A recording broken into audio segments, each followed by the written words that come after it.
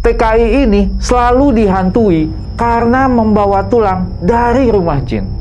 Seperti bangunan orang Arab, bangunan tua orang Arab, cuman nggak atapnya sudah roboh, terus ada jendelanya dan jendelanya juga nggak apa sih namanya teh nggak pakai kaca atau nggak pakai apa, jadi kita bisa nengok ke dalam gitu. Ini sore hari bang, jam 4 lah ya, jam 4 setelah asar.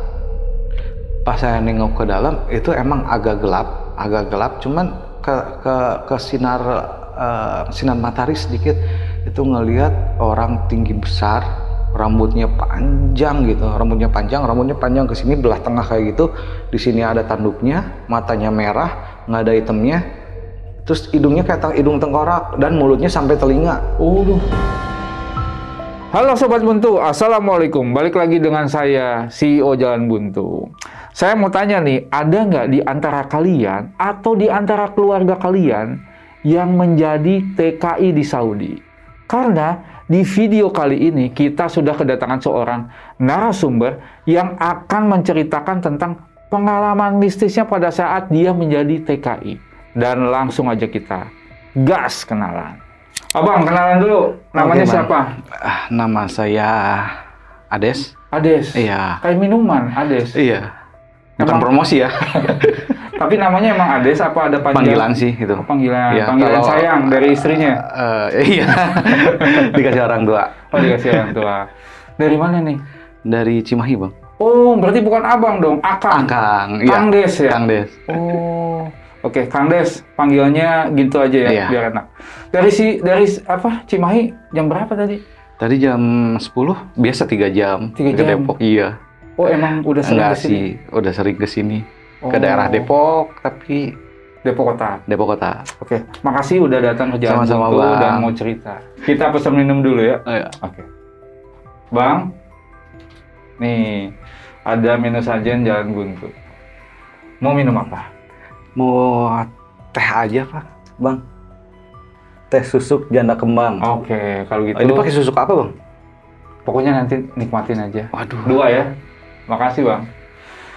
Kang Des, ya. Tadi kan saya sempat dikasih tahu ternyata Kang Des ini seorang TKI dulunya. Betul. Nah, saya pengen tahu nih, alasan menjadi TKI di Saudi itu apa? Untuk alasan pertamanya sih, karena saya pengen menghajikan orang tua saya yang sudah meninggal ke sana. Kebetulan ada jalan juga ke sana, tapi bukan jalan buntu Bang. Ke sana tuh jadi untuk jalan tempat saya kerja. Oke. Kebetulan saya kan di perhotelan. Oh. Terus ada koneksi, ada salah satu hotel di Jeddah lagi membutuhkan seorang karyawan Indonesia. Oke. Gitu. Jadi supaya lebih mudah gitu ya? Betul. Oke. Nah, selama jadi TKI di Saudi ini tuh tinggalnya di mana? Saya dikasih kosan, dikasih mes. Jadi sama hotel itu kalau misalkan kita ajnabi atau misalkan pekerja di sana, orang luar sana, kita dikasih mes. Dan mes itu seperti kos-kosan di umumnya yang di Indonesia. Jadi satu rumah itu berapa kamar gitu. Jadi saya satu kamar bertiga sama orang Filipina sama orang India pertama di situ. Karena di sana tuh orang Indonesia cuman saya sendiri, ya Bang, nggak betah lah gitu. Jadi saya punya kenalan tuh namanya Maksum. Jadi saya sering main ke penampungan gitu. Oh, penampungan. Iya. Tapi di situ orang Indonesia semua. Oh, bukan campur. Bukan, nggak boleh. Oh, gitu. Jadi lebih betah di situ. Lebih betah di situ. Oke. Nah, selama sering bolak-balik atau main ke penampungan, kejadian-kejadian serem apa nih yang sering dialami sama Kang Des ini? Beberapa kali saya lihat tuh ada sosok tinggi besar, rambutnya panjang, ada tanduknya ya kiri kanan kayak gitu, matanya merah, nggak ada hitamnya, nggak ada hidungnya seperti tengkorak, mulutnya lebar. Serem banget itu. Iya, terus bawa tongkat juga. Bawa tongkat, abang tahu nggak kalau misalkan tongkat yang ada pisaunya yang kayak melengkung kayak gitu? Nah itu, bawa kayak gitu. Oh, jadi dia sering gangguin Kang Des? Iya, sering gangguin saya dan juga sering gangguin yang ada di penampungan itu. Oke, Kang Des tahan dulu ceritanya. Oke. Nanti setelah minumannya datang, kita lanjut. Baik. Oke Sobat Buntu, buat kalian nih yang penasaran banget dengan kelanjutan cerita dari Kang Des, pokoknya jangan kemana-mana, tetap di Jalan Buntu.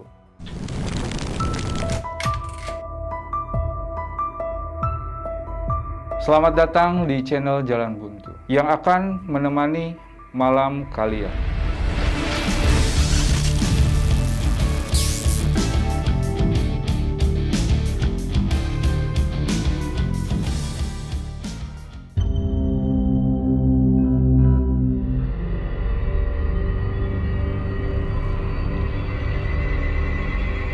Bang?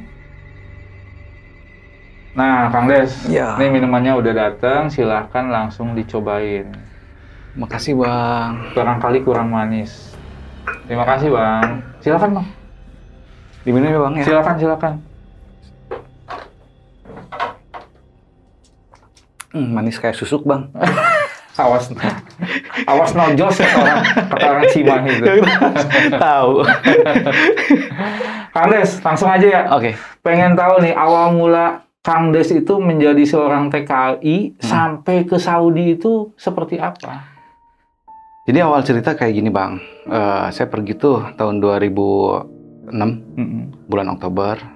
Waktu itu sih baik-baik aja lah, nggak ada hambatan. Pergi dari Indonesia ke PT, gimana kita ikutin prosesnya. Sampailah saya tuh nyampe ke Jeddah. Nah di Jeddah ini saya dijemput lah sama orang-orang hotel kayak gitu. Saya belum tahu waktu itu beliau tuh orang hotel. Dijemput, dibawa ke hotel, terus ya langsung dikasih lihat nih kamu mesnya nanti di sini. Ya saya belum bisa bahasa Arab, belum benar-benar bisa lah bahasa Arab, nol banget di waktu itu di situ. Nah pakai bahasa Inggris kan. Terus pas ngelihat di kamar tuh ternyata ada orang India sama orang Filipina gitu. Ya mereka baik sih sama kita, cuman ya pakai bahasa Inggris lah gitu. Jadi Bang, antara hotel sama mes saya itu nggak terlalu jauh ya Bang. Kalau misalkan jalan kaki ya antara 5-10 menit sih, beda berapa rumah lah gitu. Hotel saya termasuk hotel yang paling besar di Jeddah. Boleh sebutin namanya Bang? Boleh. Hotelnya Red Sea gitu. Dan itu hotel bintang 6 lah kalau kata saya tuh. Nah di mes itu bangunannya 6 lantai. Jadi building itu gitu ya, gedung itu semuanya tempat orang-orang tenaga kerja orang luar dari sana itu disimpan di situ semua di mes itu gitu. Dan itu khusus untuk pegawai staff.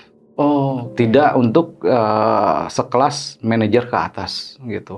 Supervisor, terus staffnya juga di situ gitu. Nah, saya berada di lantai 2 waktu itu. Jadi kita di sana tuh ada lift Bang. Nggak cuma tangga doang gitu. Oh gitu. Langsung naik lift lantai 2, terus pas dibuka, pas buka pintu itu ada ya ruang tamu, dapur, terus tempat TV juga ada, terus kamar 2. Nah kamar 2 ini, yang saya satu kamar ini saya pakai sama orang Filipina sama orang India. Terus yang beda tempatnya lagi itu beda tempat dari departemen yang lainnya juga gitu. Cuman 2 kamar. Jadi satu ini kan lift itu Bang, naik lift, terus sebelah kirinya disebut rumah sih bisa disebut rumah soalnya itu cuma satu aja, dan di kanan juga ada yang lainnya lagi, tapi untuk satu hotel itu gedung itu gitu. Pas masuk ruang tamu, ruang TV, dapur sama kamar mandi 3. Nah di situ ya orang-orangnya baik-baik, benar-benar baik lah di sana. Cuman yang saya sedihkan saya nggak terlalu betah gitu lambat laun di situ, karena dari bahasa juga saya jarang ketemu orang Indonesia kalau misalkan di hotel. Jadi mohon maaf, waktu itu saya cuman sendiri orang Indonesia yang kerja di situ, di hotel Red Sea itu. Nah lama kelamaan ya bete juga Bang gitu. Di sana waktu tahun 2006 itu cuman HP yang nggak ada Facebook, nggak ada Instagram gitu. Kita cuman mengandalkan ya telepon sama SMS doang kalau ke Indonesia. Jadi bahasa saya gitu, bahasa Indonesia saya jarang digunakan. Cuman sekitar beberapa bulan kemudian, karena saya di sana berbaur sama anaknya manajer saya. Anaknya manajer saya sih umur 7 sampai 8 tahun lah. Jadi manajer saya itu orang Arab asli. Sampai sekarang juga masih hubungan gitu. Maksudnya 7 tahun. Oh, anaknya 7 tahun gitu. masih Sering kecil. ke hotel gitu. Oke. Jadi saya sering ngobrol sama anak itu. Ternyata setelah sering ngobrol sama anak itu 3 bulan juga lancar bahasa saya. Karena ya begitu juga, karena pengalaman orang-orang sana kalau misalkan sering ngobrol sama orang yang anak kecil lebih fasih. Oke. Nah, singkat cerita nih Bang ya, singkat cerita di situ sekitar tahun 2007, saya kan datang tahun 2006 nih. 2007 waktu itu bulan puasa. Nah, bulan puasa di sana kebanyakan orang-orang ajnabi. Orang-orang ajnabi itu orang-orang turis, bukan orang-orang Arab ya. Mereka buka puasa tuh di masjid. Nah, di masjid ini kenapa ya emosi saya nggak bisa dikontrol, karena kalau di sana Bang, buka puasa tuh pakai suprah tuh plastik gitu panjang. Terus kita tuh buka puasa di situ di pelataran masjid di luarnya. Sama orang Bangladesh, orang Filipina yang Muslim, orang Arab juga, orang Indonesia. Nah, waktu itu kebetulan ada orang Indonesia cuma 2.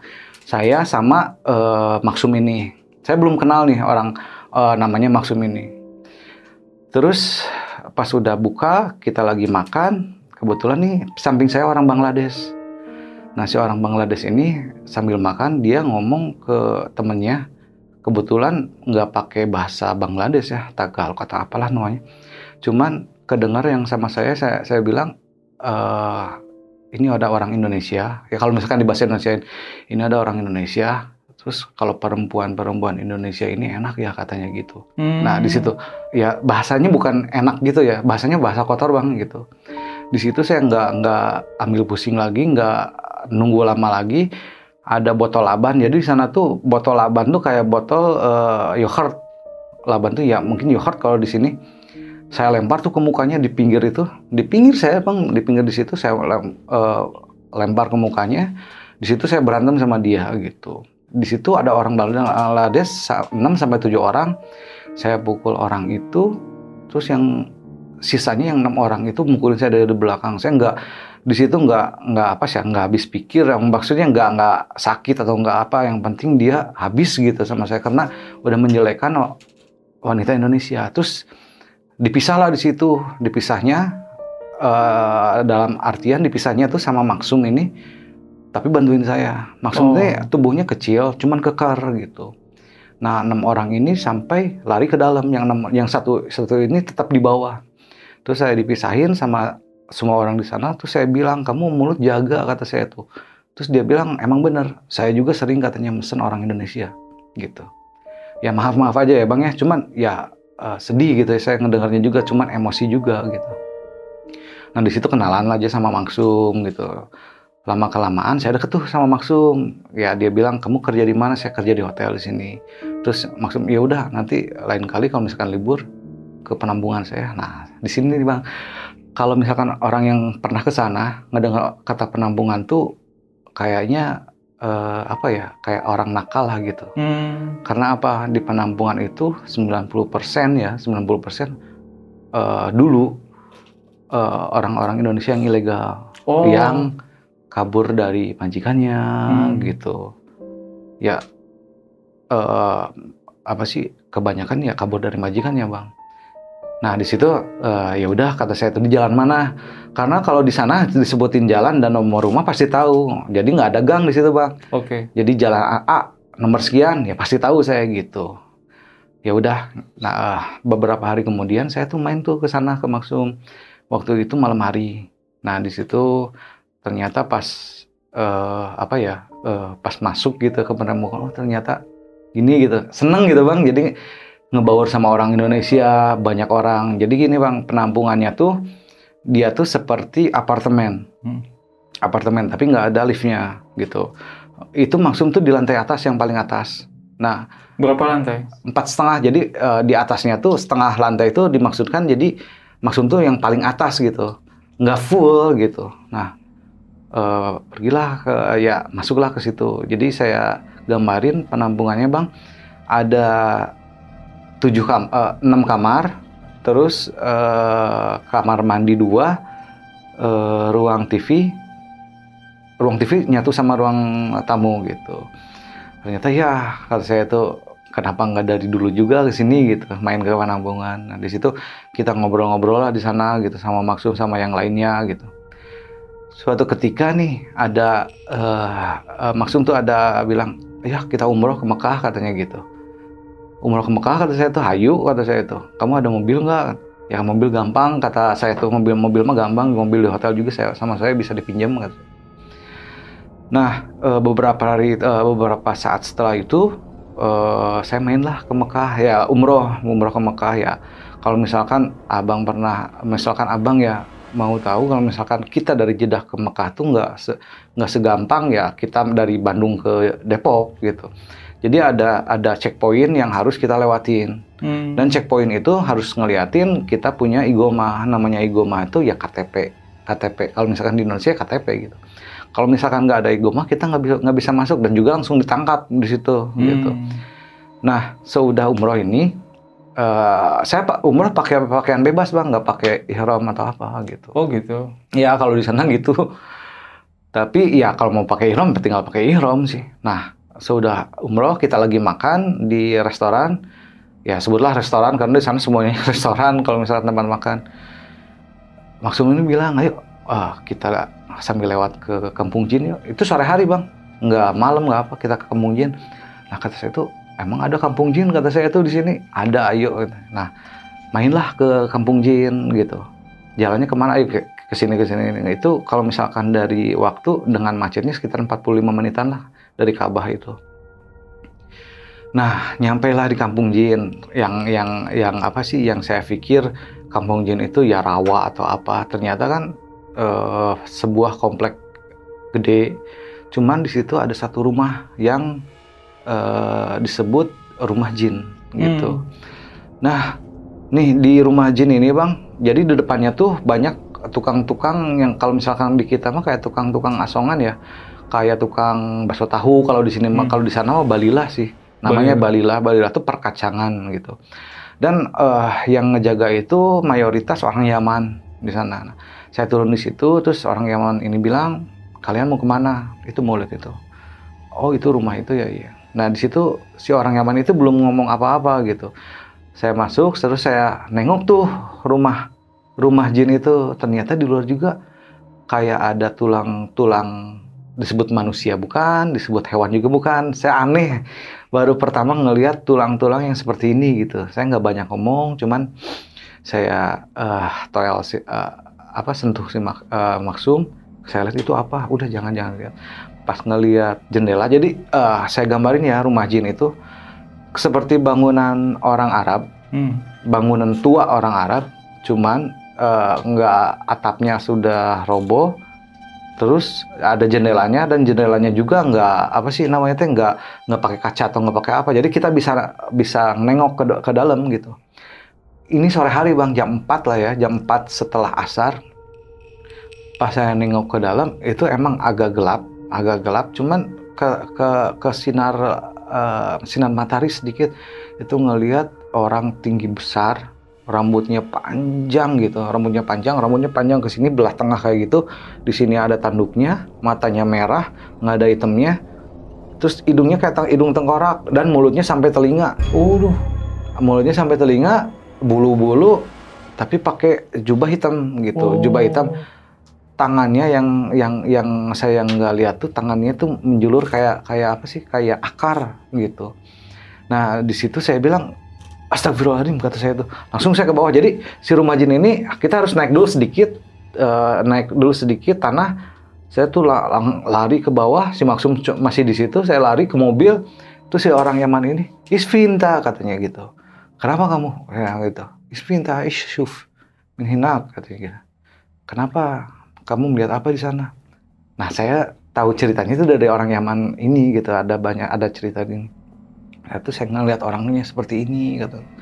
Saharu tawil merah kata saya itu ke bawah. Terus orang Yaman ini bilang, oh kamu ngelihat yang penunggu yang di sini ya gitu. Oh, ini FYI aja ya bang. Apa sih, orang Yaman juga ada beberapa orang yang punya sihir seperti itu yang saya tahu dari orang Yaman ini gitu. Nah, jadi sekitar tahun 80-an ada apa sih namanya, ada orang Thailand ke sini ngelihat ini gitu. Ternyata orang Thailand ini orang yang punya sihir juga. Dia juga penasaran dengan rumah jin gitu. Terus pasti orang Thailand ini ngelihat apa yang saya lihat itu benar-benar percis seperti orang Thailand, sepertinya kayak gitu. Terus di situ dia langsung kerasukan di situ, dan dia langsung mukul-mukul orang-orang yang ada di sana, khususnya untuk orang-orang Saudi yang di sana. Dia dipukul sampai katanya saya nggak tahu, katanya ada yang meninggal orang Saudi di situ. Nah, dari situ visa untuk Thailand diberhentiin sama Saudi, cerita orang Yaman. Terus di situ juga kebanyakan orang yang kalau misalkan perempuan yang lagi mens atau apa terus ngelihat ke situ suka diikutin juga, kata orang Yaman itu gitu. Nah itu terus lagi sebudahnya beberapa tahun silam ke belakang ada pemerintah Saudi juga mau ngerobohin rumah ini gitu, rumah jin ini, karena mau dibangun komplek-komplek, karena rumah jin ini dikelilingi sama komplek-komplek yang terbilang rumah-rumahnya gede-gede gitu. Ada satu alat berat datang ke situ dan ternyata mogok di jalan alat beratnya. Terus ada pekerja proyek mau ngancurin rumah itu, sakit gitu. Jadi sama pemerintah Saudi, ya udah ini kita dijadikan aja rumah nggak akan dirobohkan, tapi rumah dipersilahkan untuk siapa orang pun ngelihat rumah ini kayak gitu. Nggak dijaga juga sih, cuma rumahnya nggak terawat sih, rumahnya cuman ya rumah terbengkalai aja gitu. Nah di situ ya udah kata saya tuh, ya udah kita pulang aja ya. Pulang sekitar jam mau maghrib, di jalan itu saya nggak fokus sih bang, nggak fokus mau nyetir, cuman keinget-inget aja sama yang sosok yang itu gitu. Ya seumur hidup saya yang ngelihat sosok itu lebih apa sih? Soalnya oh iya ini yang ada kelewat. Soalnya darahnya bang, darahnya yang bukan dari mulut tapi dari rambut-rambutnya itu darahnya kayak, abang tahu nggak kalau misalkan darah ngalir dari rambut itu gimana gitu. Nah itu yang saya jijik itu gitu. Nah di situ si Maksum bilang udah jangan ngelamun, soalnya kan kalau misalkan jalan Tarik Mekah namanya, Tarik Mekah tuh kayak jalan tol bang, kalau misalkan kita kecepatan dari 120 juga nggak kerasa gitu. Jadi takutnya ya kecelakaan gitu. Nah di situ ya kita sholat maghrib dulu, udah sholat maghrib kita pulang. Kita tuh nyampe di Jeddah sekitar jam 7:30 malam. Langsung tuh ke penampungan gitu. Oh enggak, ke kafetaria dulu di situ. Ke kafetaria ya beli makan malam. Kita makan di situ. Nah, terus si Maksum tuh masih nanya-nanya ke saya tuh. Kamu kenapa katanya gitu. Ai maneh kunaon des cenah. Hah? Ai maneh kunaon des? Kan orang Sunda, sama-sama orang Sunda, Bang. Oke. Ai maneh kunaon des cenah. Kamu kenapa? Enggak, keinget-inget terus yang tadi kata saya tuh gitu. Udahlah katanya, itu mah halusinasi gitu. Cuman di situ saya lihat si Maksum tuh kayak ada yang diumpetin, entah apa, dia nggak bilang apa-apa. Di situ makan juga nggak nafsu. Pulanglah ke penampungan. Nah di penampungan ini ya saya diam dulu sebentar tuh di situ ya, ngobrol-ngobrol dulu sama orang-orang sana. Jadi oh ya di penampungan ini ya bang, semuanya orang-orangnya kerja harian, jadi nggak nginep di rumah majikannya gitu. Jadi mereka kerja pagi, pulang malam, pulang sore gitu. Nah di situ saya nggak ngobrolin tuh pertamanya di apa sih kejadian yang pertama yang di situ. Nah ada salah satu orang NTB kalau nggak salah ya, orang NTB, dia bilang, saya pas bilang, si Maksum pas bilang kayak gini, tadi ke rumah jin. Oh ini Kang Des pasti ngelihat ya. Emang kenapa? Soalnya dari tadi terus aja ngelamun. Katanya kan biasanya saya banyak bicara. Iya. Nah saya diceritain lah di situ. Tadi ngelihat ini. Ternyata orang NTB ini juga sama pernah. Cuman kelihatannya ya kepalanya aja, nggak sampai kelihatan full katanya gitu. Oh. orang-orang NTB ini. Nah, di situ sekitar jam 10 saya pulang tuh ke mes. Karena kan besoknya saya mau kerja. Saya pulang ke mes, balikin dulu mobil ke hotel, terus pulang ke mes jalan kaki. Nah, di situ si orang Filipina sama orang India ini shift malam kan? Shift malam di sana ya jam 10. Nah, pas ke sana ya saya sendirian lah Bang di sana. Di situ gimana ya? Kalau dibilang takut ya benar-benar takut gitu. Saya nggak bersih-bersih, saya langsung tidur. Tidur pun mau tidur nih ya Bang, mau tidur di sana kan kalau misalkan AC di sana tuh AC yang berisik ya, AC murah lah, nggak kayak AC otomatis kayak gini. Itu ngedengar AC kan kayak gitu, lama kelamaan ya jadi kayak dia kayak suara. Nah di situ kayak suara. Saya di situ asalnya nggak mau pakai selimut ya, kan panas. Saya pakai selimut tuh, saya tutupin lah ke semua full ke muka. Di situ ngeliat masih ngedengar itu kayak saya matiin si AC-nya. Kan kalau misalkan mau matiin AC, kita harus matiin saklarnya, nggak pakai remote kan. Saya turunlah ke bawah. Pas turun ke bawah ngelihat muka yang tadi itu, yang di rumah jin itu, dengan muka yang waduh campur aduk Bang, itu muka nggak tahu hitam, nggak tahu biru, nggak tahu apa, pokoknya mukanya kalau disebut hitam juga nggak sih gitu, nggak bisa dibilangin mukanya kayak gimana. Itu saya nggak berani lagi turun ke sana, selimutan lagi di situ dengan cuaca benar-benar panas. Jadi anehnya tuh AC ya harusnya dingin, itu panas Bang. Itu sampai mandi keringat saya ditutupin sama itu. Dan pas ditutupin juga kayak ada yang tahu kan saya ini nggak kembali ke tembok Bang. Jadi di belakang tuh kayak ngebelai kayak gitu. Tahu nggak kalau misalkan orang yang lagi dibelai kayak gitu. Nah di situ Bang, kata saya tuh ini gimana bacaannya apa? Bacaannya juga ngawur gitu. Nah di situ saya bilang ya udah manusia pasti lebih mulia, kata saya tuh. Buka selimut, ternyata nggak ada yang ngebelai, nggak ada apa. Saya turun langsung ke bawah, lari, matiin AC, saya buka, kan itu akan ada lagi orang mes satu lagi di situ. Saya gedor lah yang di sana. Saya gedor di situ, isbakinta katanya gitu, marah-marah kan. Itu dia lagi tidur. Ada apa kamu katanya? Kenapa ngegedor gitu? Isbinta duga bapak, merah katanya gitu. Jadi saya ketuknya itu benar-benar kayak ketukan apa? Udah takut Bang soalnya. Enggak, kata saya tuh, saya bilang mau bilang apa gitu ya, mau bilang setan atau apa gitu. Soalnya orang-orang sana ya sebagian ada yang percaya, sebagian juga ada yang enggak kan, kayak orang kita juga kan gitu. Saya bilang saya nggak berani tidur sendiri, kata saya tuh, nggak mau, kata saya. Mereka tuh nggak mau gitu, ada ya tempat tidur mereka ya khusus tempat tidur mereka. Ya kalau kamu mau di ruang TV aja tuh yang depan. Aduh, kata saya tuh, ya udah ke ruang depan lihat TV. Kalau channel di sana Bang nggak apa ya,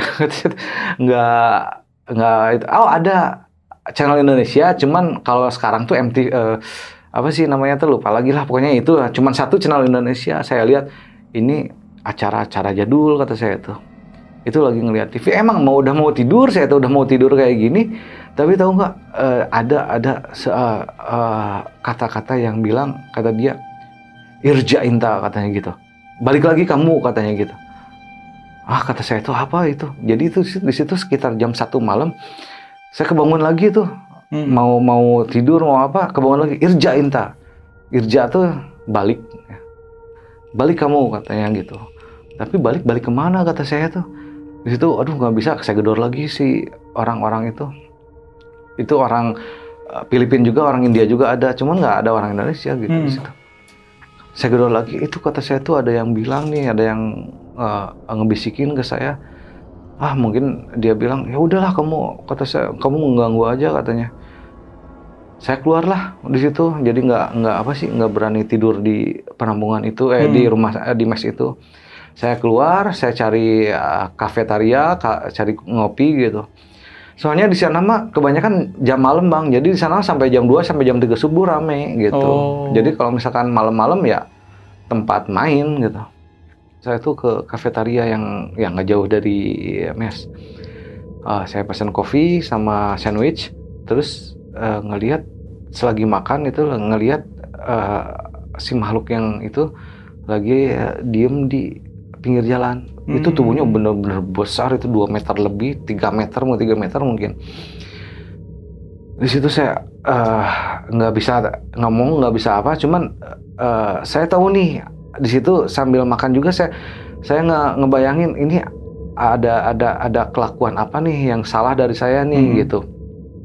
Nah di situ saya bilang nih ke yang ngejaga kafetaria ini orang-orang sama juga gitu, orang tenaga kerja luar juga gitu.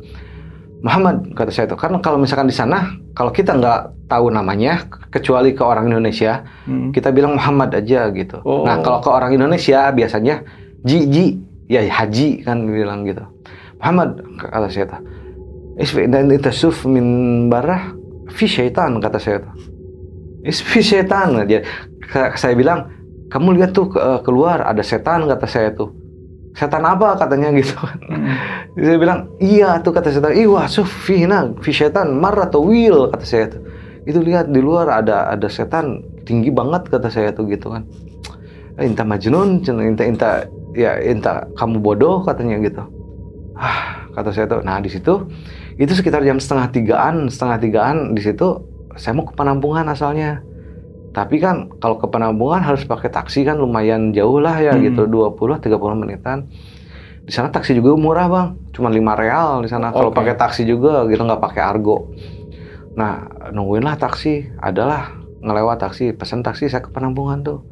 Saya gedor, lama sih, mungkin udah pada tidur. Lama kelamaan ya dibukalah sama yang apa sih namanya teh, orang-orang situ yang di situ. Des, kenapa? Enggak, kata saya tuh, Pak mau tidur di sini, kata saya tuh. Nah bangunlah semuanya, soalnya kan kaget, saya datang subuh-subuh, ngapain kan si Maksum, katanya. Kenapa? Enggak, kata saya tuh yang dari rumah jin ikut ke mes, kata saya tuh. Loh kok bisa kan? Nah di sini nih si Maksum bilang, ya kita lagi ngopi-ngopi, semuanya juga jadi pada bangun bang gitu. Ya kasih minum, sok minum dulu, rokok dulu, katanya gitu. Saya bilang, ini kejadiannya tadi di sini, kata saya tuh, pas mau matiin AC ada, terus ada yang, kata saya tuh ada yang ngebisikin, kata saya tuh pas saya tidur ayam, ada yang ngebisikin, irjain dah, katanya gitu. Ya itu harus balik lagi kemana, kata saya tuh, mau ke sana ke rumah jin, nggak mau, kata saya tuh kan gitu. Jadi gini deh, katanya, kata si Maksum teh, jadi ini cerita zaman dulu, katanya. Saya juga ngedengar dari orang-orang Arab sana gitu. Saya lupa ya ceritain si Maksum ini ya bang, jadi abang biar tahu gitu ya. Jadi si Maksum ini dia kerja bebas. Kalau misalkan ada kerjaan dia kerja gitu. Freelance. Jadi orangnya asik sih si Maksum, nggak apa sih, sombong enggak gitu, welcome ke semuanya gitu. Jadi untuk Mas'ul tuh penanggung jawab ya. Untuk Mas'ul juga si Maksum mah bener-bener bagus gitu. Nah kembali lagi ke cerita. Nah di sini si Maksum tuh bilang, jadi orang dulu pernah ada orang Yaman, pernah ada orang Thailand ngelihat ke situ, ternyata emang bener. Nah di situ saya ceritain, pas saya lari, saya ngobrol sama orang Yaman, ternyata sama ceritanya kayak si Maksum kayak gitu. Nah ini ada yang lebih ekstrim lagi katanya gitu. Ada perempuan Indonesia, orang perempuan Indonesia, tapi saya nggak bilang ya orang Indonesia mananya. Nah dia tuh lagi mens ke situ, pas ngelihat di jendela sama kayak saya, dia langsung loncat bang ke dalam, loncat ke dalam, dan di situ teriak-teriak yang di dalam situ. Itu dia lagi mens soalnya. Nah di situ banyak mulai yang lihat rumah jin itu mulai sedikit untuk orang Indonesia gitu. Dulu sih orang-orang Indonesia ya penasaran sama rumah itu gitu. Nah kata saya tuh, berarti benar dong, kata saya tuh yang saya lihat. Ya walau-walam, kata dia tuh, karena saya belum lihat, katanya. Nah mungkin dia terlalu sombral ya dengan omongan yang sombral itu, tapi kan udah dibilangin tuh sama orang si NTB, ya bener kata si Des tuh ada, soalnya saya juga pernah ngeliat. Sudah cerita itu kan, itu mau subuh tuh. Kita yang ke kamar, nah yang di ruang tempat ngumpul itu, yang tidur di situ saya, Maksum, sama si Ade, sama si Benny gitu bang. Nah, di sini kan tidurnya pada menghadap di karpet ya, pada menghadap TV semua. Saya yang di tengah-tengah, nah si Maksum samping saya di kanan, yang di kiri saya itu yang berdua tadi, si Ade sama si Benny. Nah si Maksum ini dekat sama, kalau ngelihat dia gitu, ngelihat dia langsung ke kamar mandi. Nah si Maksum ini bilang ke saya tuh, mau tidur, pas ngelihat, Des. Saya juga masih tidur ayam. Naon kata saya tuh, apa? Des. Dia tuh manggil saya tapi nggak ngelihat nengok ke saya gitu. Des, mau kemana Des gitu. Ternyata dia ngelihat saya tuh mau ke kamar mandi. Nah saya bilang, Sum kata saya, Sum. Terus dia nengok ke sini. Hah? Itu yang ke kamar mandi siapa? Dia langsung ngebukain gitu. Pas ngebukain itu ada yang sosok yang tadi yang saya lihat yang di rumah jin. Dia teriak, anjing, bukan teriak asal bilang dia, anjing setan sih anjing, langsung ditutupin gitu, langsung kan semuanya pada keluar tuh. Kenapa lagi? Tadi beneran cina, aing ningali cina jelema goblok gitu, setan anjing. Wah pokoknya bang, saya ngelihat katanya muka yang kamu ceritain jadi ngeganggu saya. Kata saya tuh mana pas dibukain sama orang NTB tadi, dibukain nggak ada katanya gitu. Nah di situ kita nggak tidur semua, malahan ada yang lebih nakutin nih bang, sama kalau misalkan ngedengar suara ketawa, kalau misalkan nih ya pengalaman mungkin ada 1 orang atau 2 orang yang ngedengar suara ketawa dari semua orang, ini semuanya ngedengar bang suara ketawa yang aneh beneran. Jadi suara ketawanya tuh seperti orang yang marah, tapi ketawa gitu. Tapi suara laki-laki, saya nggak bisa gambarin ceritanya, ntar jadi lucu deh bang, gitu. Dah di situ kita sambil lagi ngobrol-ngobrol, lagi ngeteh juga gitu.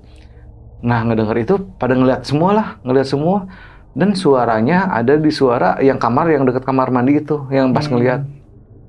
Nah saya bilang ke orang NTB ini, bang, kata saya tuh, Ji, mau dilihat nggak itu? Saya bener-bener penasaran kenapa ngikutin saya, kata saya tuh. Nah dilihat tuh sama si orang NTB ini, orang NTB ya keberaniannya ya bener-bener pol lah. Dia buka kamarnya, terus dia cuma nengok aja kayak, cuman diem gitu, nge-freeze tapi nge-freeze gitu kayak apa sih, kayak orang lagi nunjuk, tapi ke atas gitu, nunjuk kamu turun, yang mungkin kayak gitu. Ji kata saya tuh, saya nggak kelihatan soalnya ketutupan sama badan dia. Nih, yang ini bukan katanya, itu mukanya nggak ada, jadi karena tinggi dia gitu, cuma kelihatan dari dada ke bawahnya aja. Oke. Kata dia tuh, kamu turun ke bawah, jadi pengen lihat mukanya si orang yang tadi. Kamu turun ke bawah, tapi dalam bahasa dia bahasa Arab. Terus kata saya tuh, kenapa pakai bahasa Arab, kata Hadir tuh. Pakai bahasa Indonesia aja, kata saya tuh. Udahlah kamu diam aja. Turun ke bawah, kata dia. Terus pas dia nengok ke sini, saya ngelihat mukanya, tapi saya nggak ngelihat badannya. Kalau orang NTB ini dia bilang ngelihat badannya, ngelihat mukanya turun ke bawah. Nah di situ saya lari lagi ke kumpulan orang itu. Terus orang NTB itu nggak lari, dia diem. Ditutupin lah pintunya sama orang NTB tadi. Terus saya ngedenger dudak dulu kayak orang berantem kayak gitu. Wah pokoknya bising bener. Orang-orang yang kayak berantem ya, kayak ngelemparin apa, kayak terus kasurnya kayak di gimana sampai ada beberapa menit setelah itu ada yang ketok rumah ini gitu, ketok terus ternyata orang yang di bawah kita gitu. Isfinta, isfishotina katanya gitu ya. Ada apa ini katanya, kenapa berisik sekali? Ini kan mau subuh kata dia, tuh saya lagi tidur katanya gitu. Oh enggak apa-apa, itu masih bersih. Saya lihat katanya gitu. Kalau orang sana bang benar-benar berani bang. Saya lihat ada apa? Kamu lagi apa? Katanya ada atau ada apa berantem katanya gitu. Enggak apa-apa kata si Maksum tuh gitu. Karena mungkin udah deket sama mereka gitu. Ya ditutup lah. Terus si Maksum sama saya tuh ngebuka. Yang anehnya bener suara yang kayak berantem atau barang dilempar-lempar. Ternyata si orang NTB tadi nggak lagi ngapa-ngapain, cuman lagi diem patung gini. Kalau misalkan ada kasur digoyang-goyang atau lemari dihancurin gitu, pasti kan berantakan. Ini nggak ada yang berantakan. Terus itu suara dari mana? Kata saya itu, Sum itu suaranya dari mana? Udah diem aja. Terus ke orang kita sebut orang NTB ini Ari ya bang. Terus ke si Ari ini kata si Makum, Ri, udahlah, nanti kita ngobrol di luar katanya gitu. Terus ditutuplah. Ini kan yang kamar ini kan kamarnya si Ari ini orang NTB. Udah terus ngobrol di situ. Sudah sholat, sudah subuh. Sekitar jam 6 kita nggak tidur juga. Terus yang lainnya pada kerja. Nah ini si Ari sama si Maksum ini nggak kerja. Si Ari juga nggak kerja. Istrinya yang kerja. Jadi di situ ada bertiga. Ada berempat sama istri Maksum. Nah di sini si Ari ngomong.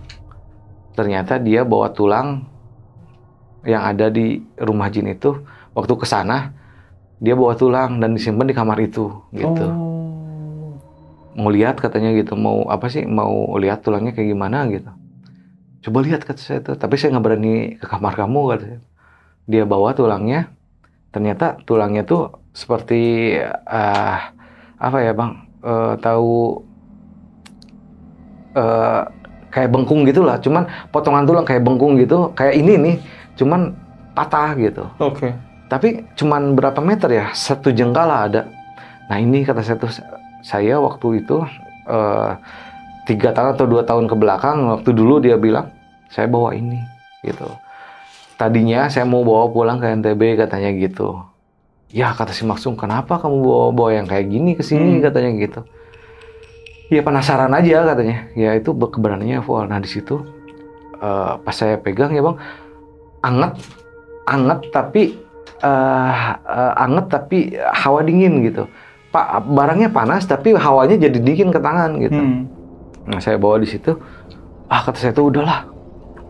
Yaudah saya kerja kan jam 8 bang. Yaudah saya kerja lah. Nggak mandi di sini katanya gitu. Kalau di sana nanti diliatin. Nggak lah insya Allah kata saya tuh kalau pagi-pagi nggak ada kata saya tuh. Terus kata si Ari ini beda loh katanya dia. Kalau di sini beda loh. Nah saya nggak dengar. Nah datanglah ke mes pakai taksi. Nah datang ke mes di sana saya mandi. Pas mandi bang, kan kita sampoan lah, sampoan. Kalau di sana tuh nggak ada bak mandi, nggak ada pakai gayung kayak gitu. Jadi pakai shower, pakai flash. Terus pas mandi, pas sampoan kan gini bang. Pas ngebuka gini, ini bener-bener muka yang barusan di depan banget bang. Muka yang jinnya tadi gitu, muka. Nah di sini terlihat jelas taring kiri kanan, bawah juga ada, ke atas kayak babi ya maaf ya, kayak babi yang ke bawah ada, ke atas ada kayak gitulah pokoknya taringnya. Itu di hidung juga bang, bukan belatung tapi ini kayak hewan, cuman hewannya aneh gitu. Kayak kelabang, cuman bukan kelabang. Itu keluar dari mulut, dari hidung ini, yang hidung besar, cuman bukan hidung ini, kayak hidung tengkorak gitu. Keluar ke sini, lah di situ saya pingsan. Di situ pingsan, dibangunin sama staf hotel karena saya nggak masuk kerja. Saya digedor-gedor pintu, air juga masih nyala gitu. Itu sekitar jam 10-an. Dari jam 7, setengah 8 bang. Dari jam setengah 8 saya mandi sampai jam 10-an saya dibangunin. Didobrak, pintu juga didobrak. Terus kamu ngapain ya, dibajuin? Saya ingat-ingat pas di kamar. Nah di kamar sini, di kamar ini dia bilang, ya si staff ini bilang, kamu dari mana semalam? Kata saya nggak bisa tidur. Saya ngeliat ini di sini. Ya kamu kayaknya gangguan jiwa katanya gitu. Kata orang staf kantor itu. Ya udah kata saya tuh, saya mau ke teman saya kata saya tuh. Nah si manajer lah telepon ke saya, telepon ke staf kantor ini, manajer kamu mau ngomong. Nah saya bilang lah, yang alhamdulillahnya ya saya kan disayangi sama manajer. Kenapa saya disayangi? Karena saya dikuliahkan juga di sana bang sama manajer saya gitu. Ya udah kamu istirahat aja 3 hari katanya gitu. Lah kata saya tuh lama-lama banget 3 hari. Ya udah 3 hari aja. Terserah kamu mau kemana asalkan kamu jangan di situ biar kamu nggak stres katanya gitu. Oh iya. Nah bang kan ini tuh saya udah nyampe tuh ke penampungan. Nah si Ari ini bilang ya udah saya ajak aja kamu ke sana. Kita obatin aja kamu ke sana. Kemana kata saya tuh ke rumah jin lagi kata saya tuh saya nggak mau ke sana. Enggak, ke Syekh tadi kita tanya aja apa yang dimaksud dengan irja inta katanya gitu. Ya harus balik lagi tanya ke sana. Beneran kata saya tuh. Kapan? Sekarang aja, lebih cepat lebih baik katanya gitu. Nah, ke sana tuh kita ya kita pakai hafla ya Bang, namanya hafla tuh jadi kayak bis di sana. Realen tuh jadi 2 real aja kemana-mana dari ujung ke ujung juga cuman bayar 2 real. Nah, bertigalah sama si Maksum ke sana. Ini sekitar abis duhur. Siang bang, ini hafla tuh bis yang banyak orang gitu. Nah, saya kan nggak kebagian tempat duduk. Itu anehnya ya, beberapa orang di depan saya kan di tengah-tengah, beberapa orang depan saya itu kayak ada rambut panjang. Dan saya perjelas, saya lihat-lihat kayak gini.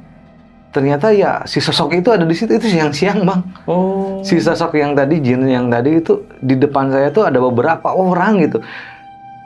Astagfirullahaladzim kata saya tuh. Saya ngelihat gitu, ya si Maksum ngelihat juga sih, maksudnya ngelihat saya. Terus dia bilang, kamu ngelihat lagi ya? Terus yang si Ari ini bilang, iya itu dia di depan katanya, di depan si Ades ini katanya beberapa orang tuh. Nah di situ ya udah pindah ke belakang di situ. Udah merem aja. Jadi saya kayak orang nggak bisa ngelihat gitu. Tutup mata nanti saya papah katanya gitu. Nah nyampe lah di rumah si Syekh. Ternyata rumahnya ya besar bang gitu. Rumahnya besar dan salah satu komplek yang mewah di Jeddah gitu. Ya kalau mau dibilang ya Andalus gitu. Perumahan Andalus namanya. Nah, nyampe di situ dibel ternyata asisten rumah tangganya orang Indonesia. 3 asisten rumah tangganya perempuan, terus supir orang Indonesia juga. Terus bilang Syekhnya ada, dia orang NTB ini langsung bilang orang Syekhnya ada. Oh ada katanya. Ini dari mana? Ini dari Ari. Terus keluarlah pembantunya. Soalnya kalau misalkan di sana bang nggak ada pagar yang bisa ngelihat ke dalam, semuanya privacy gitu. Dibukain ya udah masuk ke sana ya nggak nunggu berapa lama, Syekhnya turun, ngobrol lah kita. Ya kejadian awalnya kayak gimana, kata Syekh ini sok ceritain dari pertama sampai ke sini kamu. Nah kata saya tuh bilang kayak gini, nah awalnya saya tuh umroh nih sama Maksum, kata saya tuh umroh ke sana, terus selepas umroh Maksum ini ngajak ke rumah jin, karena saya belum pernah ke kampung jin itu gitu. Ngapain ke sana katanya, ya bahasa Arab ya bang. Ngapain ke sana ya penasaran aja kata saya tuh. Ternyata pas saya datang terus saya ngelihat itu, saya ngelihat sosoknya seperti ini, saya gambarin ke saya ini. Terus dia bilang, oke, ya terus gimana caranya? Terus sepulang dari situ, saya diganggu terus dari mes saya, terus ke penampungan, sampai saya pas mandi, saya pas mandi, dia ada di depan muka saya, kata saya pingsan. Saya belum berbusana, kata. Ya, terus gimana lagi? Ya pas terakhir tadi di bis tadi kata dia di hafla. Jadi dan terus di sini si Syekh belum menceritakan asal usul ini, kejadian ini. Terus dia ngobatin saya dulu dan dia obatinnya ya kalau misalkan di kita dulu itu dibilang ya seperti ruqyah kayak gitu bang. Dibacain semuanya dan bener-bener lantunan ayat-ayatnya ngedenger tuh enak banget bang gitu. Lantunan seperti apa ya, susah untuk diomongin. Terus di situ saya mulai badan mulai panas, tapi hawa dingin, gemetaran. Kata saya tuh langsung di situ kan disediain seperti tisu, kresek. Kalau mau muntah silahkan muntah aja katanya gitu. Tapi nggak dipegang apa-apa bang. Jadi saya suruh duduk seperti ini, suruh duduk di karpet, dan saya ini berdiri gitu. Nggak dipegang nggak, cuman dilantunin aja. Nah di situ selepas 20 menit pusing banget gitu. Tapi nggak bisa ada yang harus dimuntahin gitu. Nah di situ terus saya ini bilang alhamdulillah katanya udah aja sok duduk lagi dan dia ceritain katanya kamu kenapa nggak berani katanya gitu, niat umroh katanya kenapa harus ke sana kemari dulu katanya gitu. Terus lagi waktu itu niatan apa kamu ke sana katanya, ke rumah jin. Kata saya tuh enggak, kata saya tuh saya cuman pengen penasaran aja gitu. Enggak katanya, kamu nggak bisa bohong, kamu niat apa katanya ke sana. Ya kita balik lagi aja ke background saya bang, soalnya kan saya kan suka sama yang mistis gitu kan gitu. Oh iya kata saya tuh, saya tadinya mau ada barang-barang yang mau saya ambil kata saya tuh dari situ, tapi mau ngambil barang itu kata saya tuh langsung ngeliatin sosok itu, langsung ngeliatin di dalam kata saya tuh. Terus si MTB ini, si Ari ini bilang, Syekh, malis katanya, saya ini ngambil ini kata saya tuh. Kata si Ari itu, saya ngambil tulang ini. Saya mohon maaf katanya. Soalnya kan si Ari ini cuma 3 kali kan ketemu Syekh sama ini Ari ini. Yeah. Ternyata si Ari juga sama bang. Pertamanya dia juga sama diganggu kayak saya kayak gitu. Pertamanya ya, dia belum ngambil apa-apa. Keduanya dia ngambil ini, dia ngambil tulang ini. Terus balik lagi ke si Syekh itu karena diganggu terus katanya. Nah yang ketiganya ya kamu katanya, saya kesini. Dan si Ari ini langsung saya di situ marah. Kamu kenapa mengambil hak yang bukan milik kamu katanya. Ini kalau mau sama diamin di situ karena ya barangnya udah ada di situ. Terus saya bilang, terus ini tulang apa sih katanya? Ayam. Karena kalau misalkan ayam ya bang, segede-gedenya ayam tulangnya nggak akan segede itu. Dan sekecil-kecilnya tulang manusia yang seperti itu bukan tulang manusia gitu. Kalau misalkan tulang dogi atau kucing juga bukan. Makanya saya bilang, saya ini tulang apa?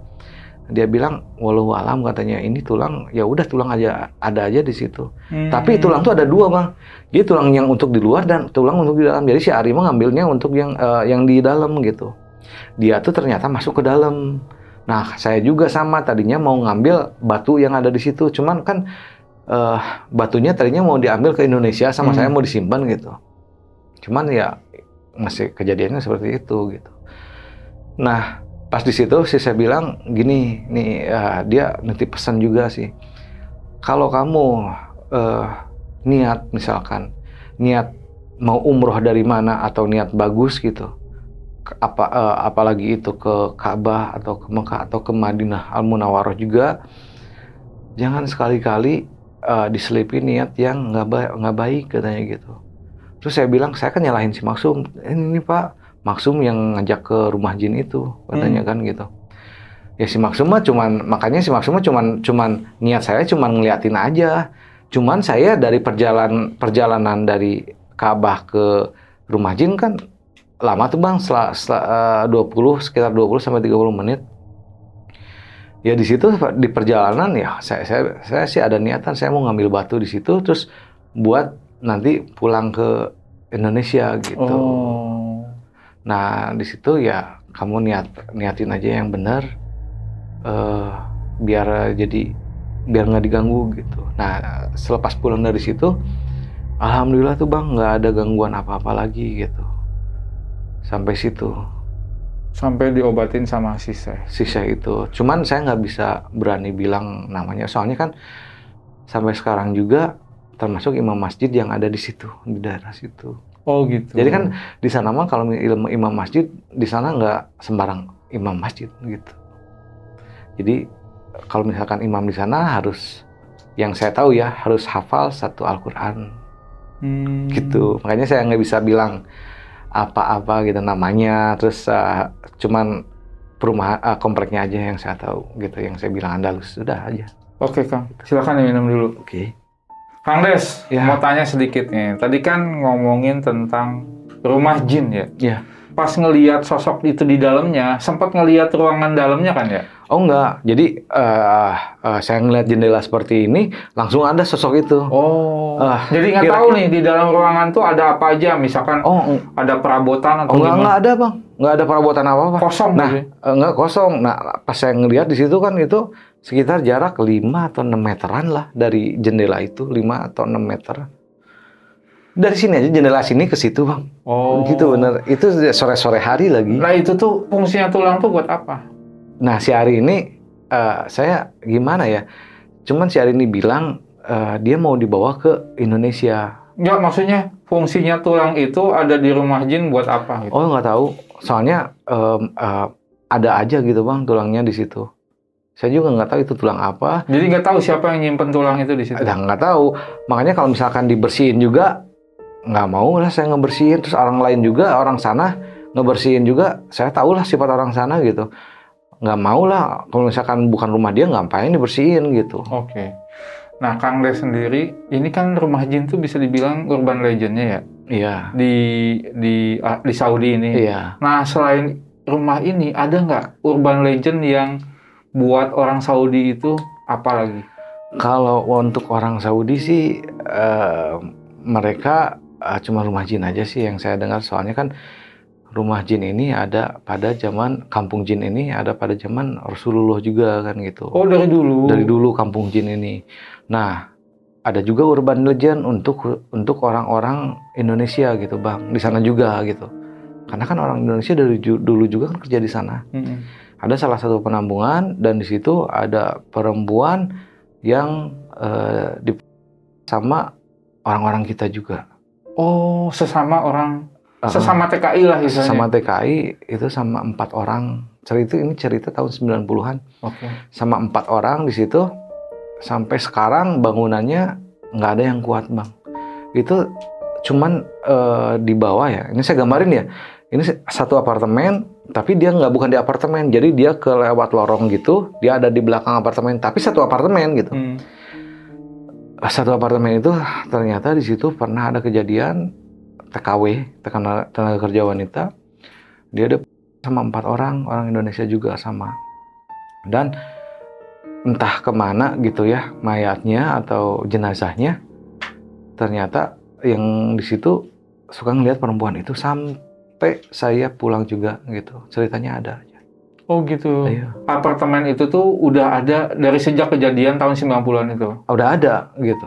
Dan sekarang difungsikan buat apa? Kosong atau? Ini disebut apartemen sih, bukan apartemen kayak di kita ya bang. Di sana tuh apartemen tuh kayak satu bangunan tapi beberapa rumah seperti itu. Nah, kalau misalkan mau ke rumah ini, dia tuh harus ngelewat lorong di wilayah rumah itu, building itu. Kita lewat lorong dulu, lumayan panjang di lorong juga. Saya pas masuk juga merinding di situ. Terus lagi yang bikin merindingnya lembab. Karena apa? Karena air AC yang dari atas itu ke bawah gitu. Terus ada speed tank juga gitu di situ. Baunya menyengat juga. Ya kita harus ngelewat dulu ke situ. Saya pernah ada kejadian pas ke situ sama Maksum juga. Waktu itu saya lagi nyari-nyari buat menampung juga sih dulu pengen punya bisnis seperti itu. Udah lumayan sih bang gitu. Terus si Maksum, kenapa saya tahu itu rumah itu ada penunggunya gitu, ada gangguannya ya dari situ. Awalnya saya mau kasih Maksum bilang, saya pengenlah jadi kamu lumayan seorang segini dihitung-hitung, ya lumayan lah feedbacknya hampir 10 jutaan lebih kan sebulannya kan gitu. Oh. Kan lumayan tuh bang kan gitu. Nah pas ngelihat survei ke situ, yang anehnya kalau misalkan di sana tuh nggak ada satpam. Di sana kalau misalkan di apartemen, semua apartemen di sana itu nggak ada satpam bang, adanya Haris. Apa itu? Haris itu penjaga. Haris itu bisa disebut tukang kebun, penjaga rumah. Haris itu satu untuk semua berarti. Satu untuk rumah itu semua. Gitu. Nah si Haris ini orang Pakistan. Nih lumayan lucu sih si Haris ini.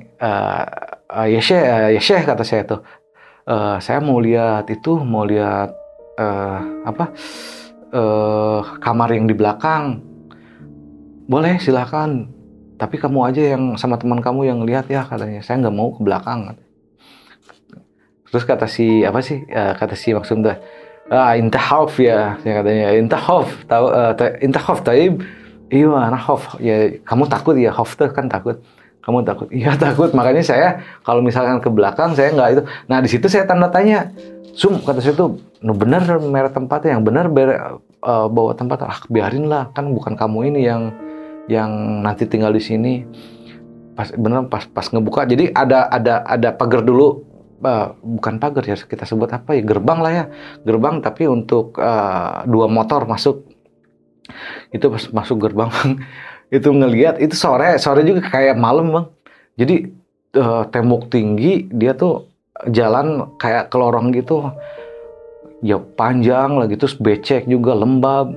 Nah udah ngebuka yang pintu yang pertama, kita ngebuka pintu yang kedua juga gitu.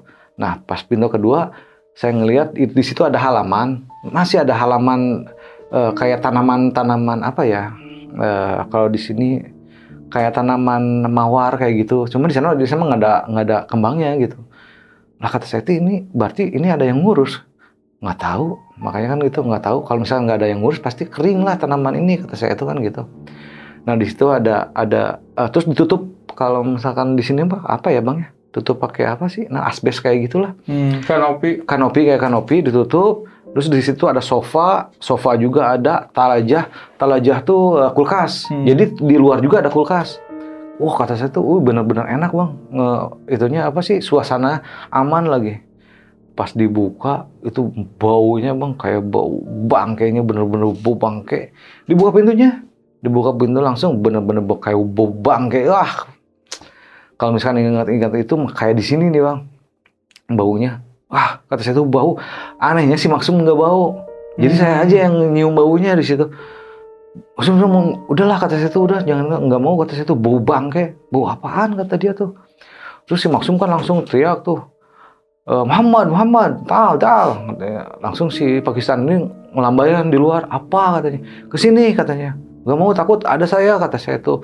Let off, ya kata saya tuh. Kata si Maksum tuh. Langsung lah dia lari dari sana. Kenapa katanya tuh? Dia tuh si Pakistan ini sambil ngeliat gini nih ke dalam sana. Ini sama kamu disiramin terus katanya tanaman. Enggak ada yang pernah masuk ke sini, takut. Udah ayo, langsung dikunciin sama dia. Ayo. Ya enggele katanya. Kalau enggel orang sana, kalau misalkan orang Pakistan, orang Indonesia kalau bilang enggele itu kayak diusir bang gitu. Kata-kata kasar lah. Ayo keluar katanya gitu. Langsung keluar, dia lari. Nah saya kan jalan aja kan gitu. Nah si Haris ini kan di daerah itu kan punya kamar juga. Nah dia bilang katanya apa sih, nggak ada yang pernah ke sana. Terus si tanaman ini kalau misalkan nggak disiram ya bang, dari keadaan yang seperti itu gitu, 100% saya yakin itu mati gitu tanaman gitu. Kalau misalkan nggak ada yang ngurus. Terus saya bilang, pas masuk saya bau bangke, kata saya tuh. Nah si Haris ini orang Pakistan ini bilang, ya emang bener bau bangke. Terus si Maksum, enggak, demi Allah katanya dia, Robul Ka'bah. Kalau misalkan Robul Ka'bah tuh ya bener-bener gitu, bukan demi Allah lagi gitu kan.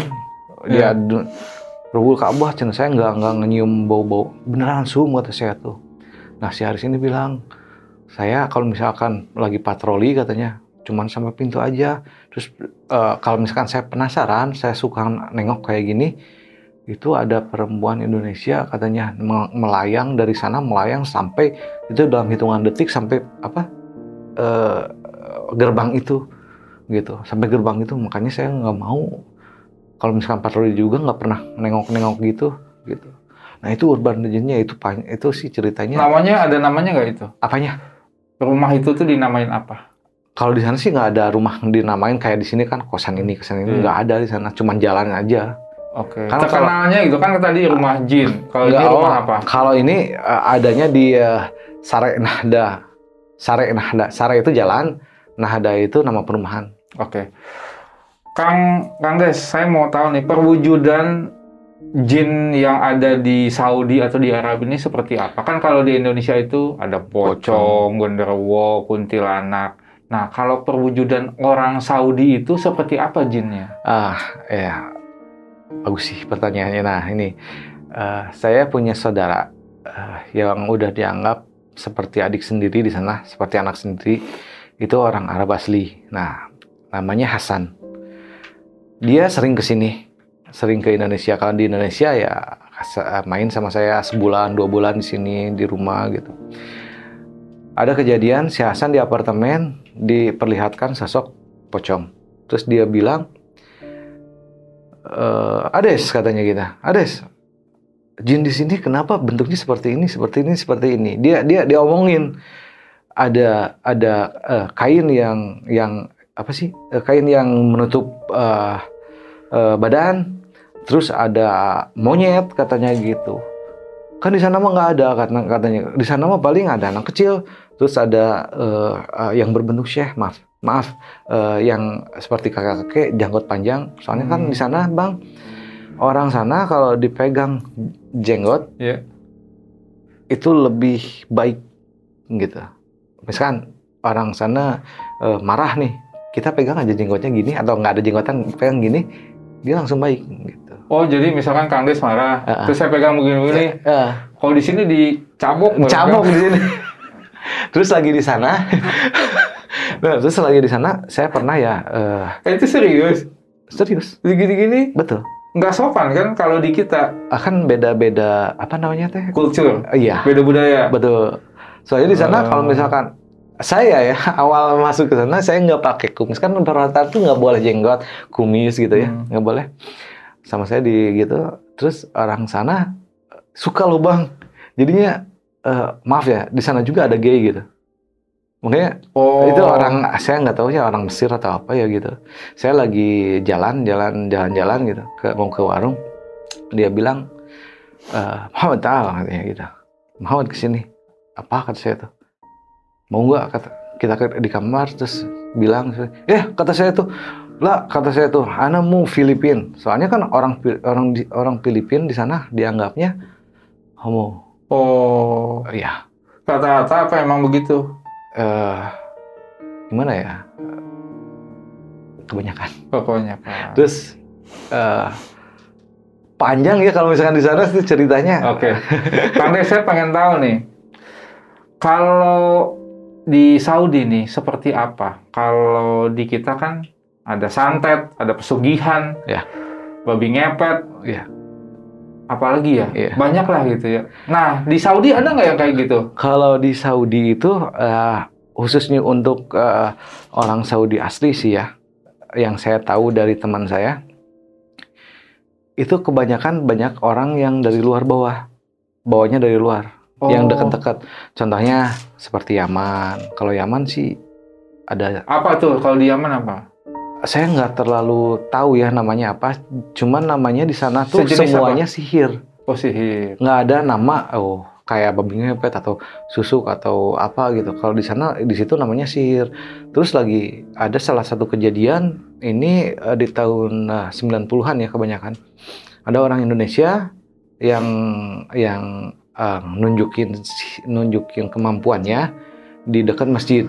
Jadi kalau misalkan di sana setelah selesai sholat, biasanya mereka tuh pada belanja atau apa. Soalnya kan sama di sini juga habis Jumatan banyak yang jualan gitu. Seperti itu. Nah, orang Indonesia waktu dulu ada tuh yang bawa silet digini-gini nggak itu.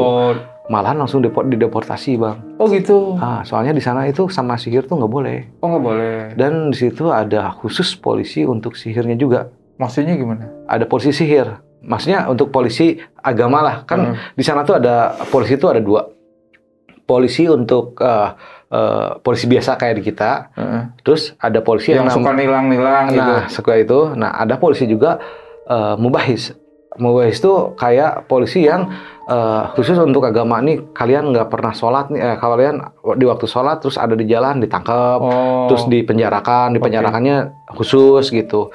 Nah itu, kalau misalkan nemu ada dukun ditangkap. Langsung ditangkap dan langsung dideportasi kalau nggak salah ya. Ini maaf aja kalau misalkan saya salah. Kalau misalkan ada dukun seperti itu, mereka nggak langsung dipulangkan, tapi mereka dididik langsung di situ,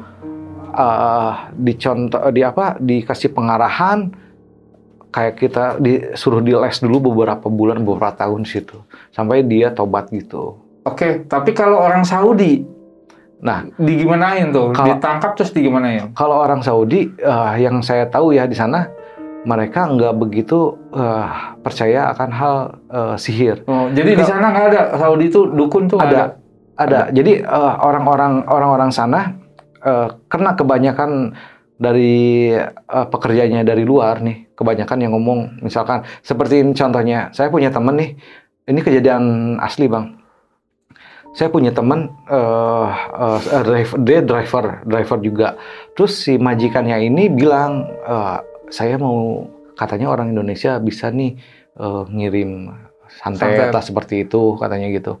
Nah, ada juga yang seperti itu. Terus dia dikerjain lah, tapi ya gagal. Nggak mempan. Terus dia pergilah ke Yaman. Pergi langsung ke Yaman. Dan Yaman dikerjain. Ternyata bisa, katanya gitu. Berarti kalau di Saudi itu nggak ada yang namanya dukun. Oh, nggak ada yang namanya paranormal, orang pinter gitu. Tapi kalau yang ngobatin Kang Des itu, dia itu syekh. Kan ada. Tapi punya ilmu nggak? Oh, dia cuman bahasa Al-Quran. Dia jadi doa ya, dari doa. Cuman yang dia jelaskan sama saya, dia waktu ngejelasin kenapa saya seperti ini, sama saya seperti ini, karena ada bisikan katanya gitu. Kata dia tuh ya, ada bisikan, oh kamu ngelakuin, ternyata bener kan? Saya belum ceritain, kamu ngelakuin ini, kamu ngelakuin ini, dan saya nggak bilang sama Maksum, saya juga mau ngambil batu, terus ke Ari juga saya nggak bilang mau ngambil batu, ternyata kan si saya ini tahu, saya mau ngambil batu ke situ. Terus nih bang. Oh jadi dia bisa ngebaca gitu? Iya. Nah, kalau di kita kan biasanya diobatin tuh didoain, dikasih air. Iya. Air. Pokoknya air doa lah sebetulnya. Terus dibacanya pakai baskom, ada airnya, gitu kan? Iya. Terus ada pantangan, harus nyediain apa, ayam cemani atau apa gitu. Kalau di sana? Kalau di sana nih, kita dari syekhnya dulu ya, waktu ngobatin saya. Sisanya itu cuman bawa air mineral aja gitu. Dan air mineral itu berbentuk mini. Kalau di sana ada air mineral. Bukan air jam-jam? Enggak, air jam-jam enggak bang. Air jam-jam juga ada, perbotolan di situ juga murah gitu. Itu air biasa aja. Lupa lagi saya namanya, mereknya. Bukan Ades, bukan. Nah itu dikasih air itu, tapi dibuka juga. Dibuka. Didoain? Oh enggak didoain. Ditiup gitu, enggak. Didiemin aja di depan saya gitu. Diemin, udah minum aja. Diminum itu bener-bener, adem, bener enak, bener.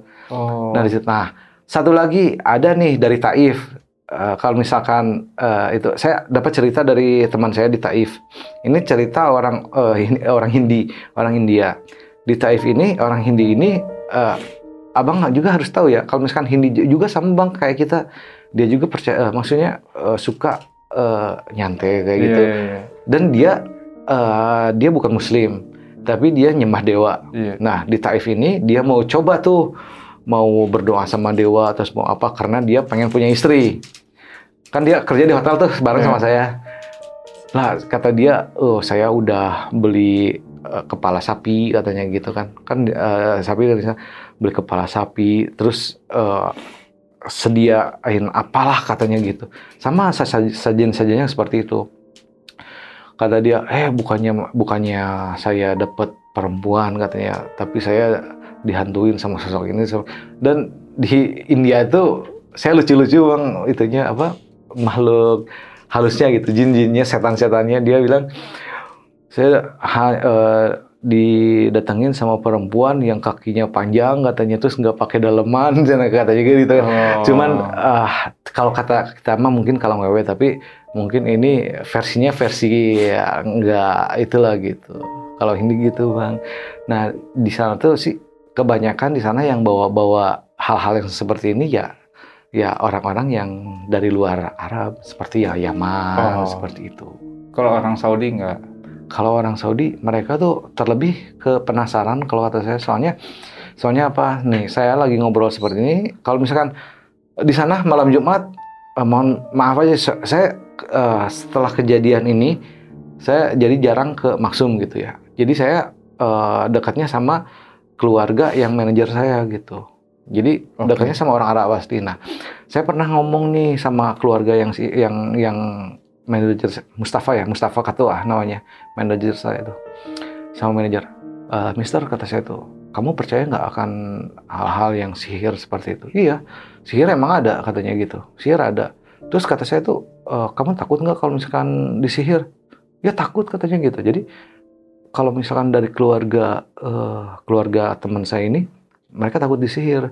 Jadi mereka tuh nggak mau ada maaf aja pembantu orang Indonesia, karena orang-orang Indonesia dicapnya bisa kena sihir di sana gitu. Tapi nggak semuanya sih gitu.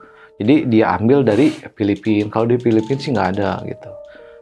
Diambil dari Filipina. Terus dia tanya, kamu kenapa mau sihir saya? Katanya, enggak, kata saya tuh. Sekarang juga sama. Kalau misalkan Ningsih Hasan kalau nggak salah tahun depan lah ya. Enggak, puasa tahun ini dia mau ke sini gitu. Nanti kalau misalkan ada, saya ajakin lah main ke sini. Orangnya asik kok gitu. Oke Sobat Buntu, saya mau tanya nih, ada nggak di antara kalian yang punya pengalaman kerja di luar negeri dan mengalami gangguan mistis? Silahkan isi komentar. Kang Des. Oke. Makasih nih, udah datang, udah cerita jauh-jauh dari Cimahi. Deket lah. Kalau orang Cimahi bilangnya Cimohai. Iya, tahu dari mana Bang Cimohai? Banyak yang ngomong. Pokoknya terima kasih, semoga. Sama-sama. Tapi ada rencana mau kerja lagi di Saudi? Tawaran sih ada, tawaran terus ada. Cuma saya nggak mau Bang. Oh gitu? Iya, nggak mau. Karena anak saya nggak mau ditinggalin. Oke. Oh iya, satu pertanyaan terakhir nih. Di sana tuh TKI ilegal banyak, tapi kok bisa aman? Nah, oke. Ini saya jelasin ya. Ini waktu saya kesana aja. Soalnya kan sekarang. Singkat aja ya. Oke, singkat. Sekarang sama dulu beda. Karena beda raja. Nah, raja waktu zaman saya itu ilegal itu mereka ditangkap di jalan. Tapi ditangkap itu ada yang dideportasi, ada yang dilepasin lagi. Kalau dulu banyak banget Bang. Dulu tuh bener-bener menurut saya sih 60-40 kalau dulu. Yeah. Nah kalau sekarang dengan raja yang baru, mereka kalau misalkan kaburan, mereka juga bisa bikin KTP sendiri. Jadi paspornya dibikin, terus KTP-nya ada, Igomah namanya. KTP-nya ada, jadi legal, dari ilegal jadi legal. Cuman ini saya titip pesan aja ya untuk semua warga Indonesia khususnya, kalau misalkan kalian pergi umroh gitu, kalian jangan sekali-kali pulangnya ngosong. Maksudnya kalian jangan sekali-kali nggak pulang ke Indonesia. Jadi dulu sih banyak Bang seperti itu. Kita pergi umroh, kita nggak balik lagi ke Indonesia, tapi kita kabur dari umroh itu dan kerja. Terus ini untuk PT-PT yang nakal, jangan sampai diganti sama pemain cadangan yang mau pulang nggak mau lewat penjara. Kalau dulu sih ada sih Bang. Kalau misalkan kita ilegal, kita mau pulang, kita harus lewat tarhil dulu. Ini tarhil itu khusus untuk penjara untuk warga-warga yang ilegal. Dan di situ benar-benar nggak patut sih buat saya. Oke, makasih Kang Des informasinya. Semoga buat teman-teman Sobat Buntu nih yang mau jadi TKI bisa lebih waspada aja. Makasih Kang Des. Sama-sama. Oke Sobat Buntu, jadi itulah pengalaman mistis yang diceritakan oleh Kang Des. Dan buat kalian nih yang pengen ikutan cerita di Jalan Buntu, pokoknya langsung aja merapat ke DM-nya Instagram Jalan Buntu. Pokoknya jangan pernah bosan-bosan buat nontonin terus video-videonya Jalan Buntu. Jalannya memang buntu, tapi rezekinya jalan terus. Amin.